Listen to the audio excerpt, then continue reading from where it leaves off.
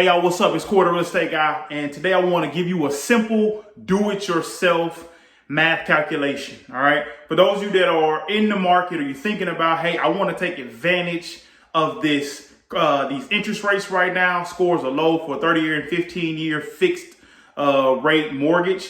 I'm gonna give you a quick do-it-yourself mathematical formula, for lack of better words, that will show you, hey, this is the amount that I can afford, right? This is the amount I can afford every single month to pay, whether that be what you're paying your rent right now, less or a little bit or more. This is what you want your payment to be. This is all based on payment.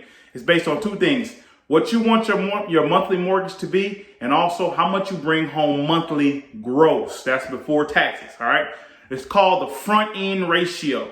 Some lenders take this and they see if they can qualify you based off these numbers, but it's front end ratio, all right? It's based upon a proposed house payment, how much you say you can make per month. How much you can pay per month on a mortgage. It's also based on the loan program limit. So for instance, it's a percentage. Your front end ratio is a percentage.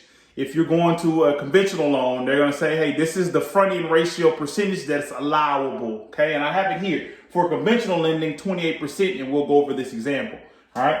Just so you understand the formula if you want to write it down.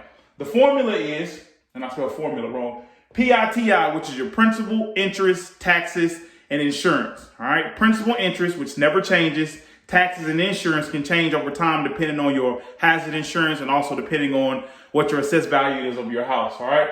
Over GMI, which is your gross monthly income. Gross monthly income before taxes. Anything that you make from your primary job to your secondary job, Uber, whatever the case may be, the more income, the better chance you meet that percentage, all right? And that gives you your front end ratio. Principal and interest, taxes and insurance, gross monthly income. If you have it, write it down. There you go.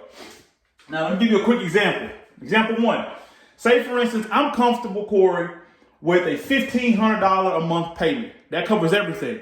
Taxes, insurance, principal and interest, all right? I'm comfortable and I can do what I need to do. I can live my lifestyle at $1,500. I only make $5,000 a month though, total, okay? Well, if I take $1,500 divided by 5,000, that says I have a front end ratio of 30%. In terms of a conventional loan, that's a little bit out of the box. You know, you have to consult with the lender to see if that's allowable if you're going a conventional route. Now, this is not black and white. This is not set in stone. Each lender does different things and they allow different percentages, front end